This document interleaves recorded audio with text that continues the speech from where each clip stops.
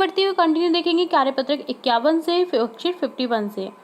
तो यहाँ पर वर्कशीट 51 का सॉल्यूशन देखेंगे जिसमें समझेंगे विलोम शब्दों को। नीचे लिखे वाक्य में रेखांकित शब्दों के विलोम शब्द लिखते हुए नया वाक्य बनाएंगे। तो यहाँ पर रेखांकित जो शब्द है उसका विलोम लिख करके आपको एज इट इज वाक्य बनाना है। जैसे कै का है, मैंने कल जंगली पशु देखे थे। अब जंगली का हो जाएगा पालतू, तो मैंने कल पालतू पशु देखे थे हो जाएगा। मैं आज बहुत खुश हूँ, तो मैं लिख दूंगी यहाँ पर खुश का दुख, मैं आज बहुत दुखी हूँ। चिड़ियाघर में पशु आजाद रहते हैं, चिड़ियाघर में पशु गुलाम या पराधीन रहते हैं। उसी व्यापार में लाभ हुआ, लाभ का हो जाएगा हानि, उसी व्यापार में हानि हुई। गुलशन डरपोक है, डरपोक का हो जाएगा बहादुर, गुलशन बहादुर है। गणित एक सरल विषय है, सरल का हो जाएगा कठिन, गणित एक कठिन विषय है। नीचे लिखे वाक्यों में कुछ शब्द रेखांकित है, दिए गए रिक्त स्थान में उन शब्दों के विपरीत अर्थ वाले शब्दों को लिख करके उन सेंटेंस को पूरा करना है। कै में है, सूरज सुबह उगता एवं सुबह का हो जाएगा शाम को ढलता है।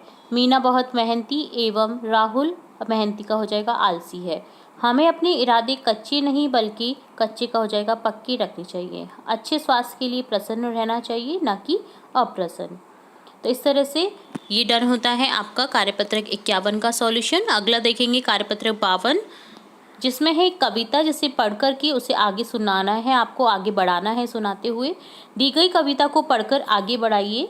कागज की गुड़िया की आँख नहीं है, गुड़िया कैसे दिखेगी, गुड़िया कैसे दिखेगी। उल्लू की आँख लगाकर ऐसे दिखेगी, गुड़िया ऐसे दिखेगी। कागज की गुड़िया के कान नहीं हैं, गुड़िया कैसे सुनेगी, गुड़िया कैसे सुनेगी, गुड़िया कैसे सुनेगी। हाथी के कान लगाकर गुड़िया ऐसे सुनेगी, गुड़िया ऐसे सुनेगी।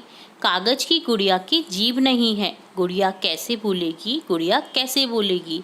तोते की जीभ लगाकर गुड़िया ऐसे बोलेगी, गुड़िया ऐसे बोलेगी। तो इस तरह से आपको कंप्लीट करना था। नेक्स्ट है, आओ अब और एक कविता बनाते हैं। इस कविता में नीचे दिए गए शब्दों को हम काम में ले सकते हैं। रसगुल्लों की खेती होती बड़ा मज़ा आता, सारी रेत चीनी होती बड़ा मज़ा आता।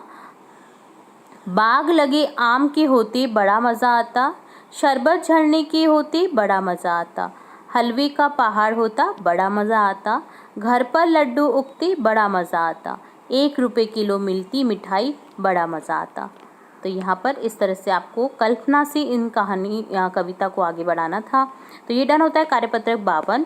अब देखेंगे कार्यपत्रक 53, जिसमें देखेंगे विशेषण शब्दों की पहचान कर प्रयोग कर पाना। विशेषण शब्द होते हैं जो संज्ञा सर्वनाम की विशेषता बताते हैं, उन्हें विशेषण शब्द कहते हैं। तो जैसे फर्स्ट क्वेश्चन है, मैं भी भूखा ना रहूं, इसमें भूखा विशेषण है। नीचे दिए गए शब्दों में से विशेषता बताने वाले शब्दों को अलग करके लिखिए। तो देखिए लाल यहाँ पर विशेषता हो जाएगा, जैसे लाल सेब। कमज़ोर आदमी, आदमी की विशेषता कि वो कमज़ोर है।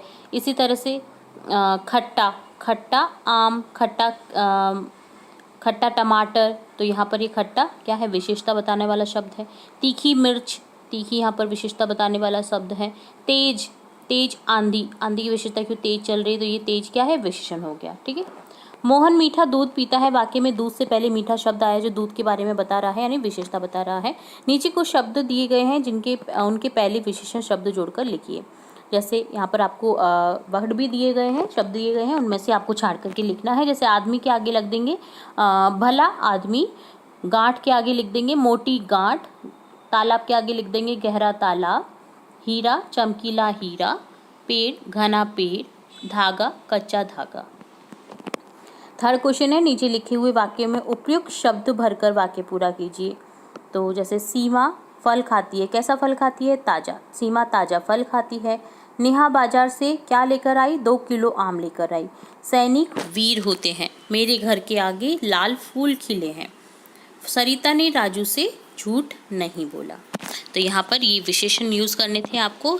तो ये होता है कार्यपत्रक 53। अब देखेंगे कार्यपत्रक 54, जिसमें क्वेश्चन है, कविता को पढ़कर दिए गए प्रश्नों के उत्तर दीजिए। रस्सी पर लटके कपड़े को सुखा रही थी धूप, चाची पिछले आंगन में जा फटक रही थी सूप। गैया पीपल की छाया में चबा रही थी घास, झबरू कुत्ता आंखें मूंदे लेटा उसके पास।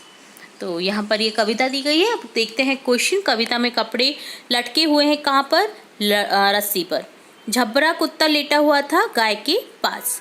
चाची सूप कहाँ फटक रही थी? चाची सूप पिछले आंगन में फटक रही थी। जो साफ करने के लिए सूप रहता है, जिसमें अनाज को साफ किया जाता है झटक कर, तो होता है सूप। गैया घास कहाँ चबा रही थी? गैया पीपल की छाया में घास चबा रही थी। जबरू कुत्ता आंखें मूंदे क्यों लेटा होगा? क्योंकि उसका पेट भर गया था और वह आराम करना चाहता था। कपड़ा शब्द का बहुवचन कपड़े बना है। इसी तरह से नीचे शब्दों के बहुवचन बनाएं। गाय का गायें, कुत्ता का कुत्ते, रस्सी का रस्सियां, आँख का आँखें। अगला है घास। गाय घास खाती है, हमें दूध देती है। उस दूध से कौन कौन से व्यंजन बनते हैं? जैसे दही, घी, मक्खन, पनीर, बर्फी, मावा इत्यादि। तो ये डन होता है कार्यपत्रक 54 का सॉल्यूशन।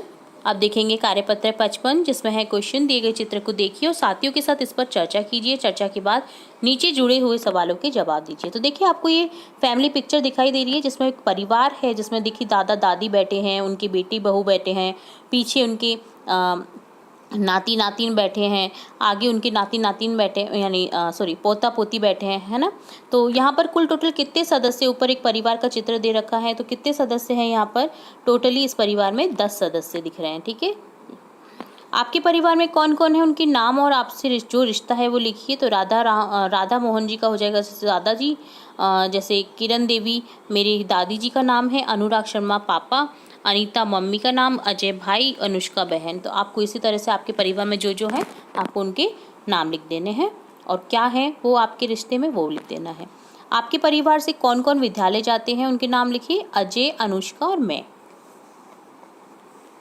आपके दादाजी क्या पहनते हैं? लिखिए धोती कुर्ता।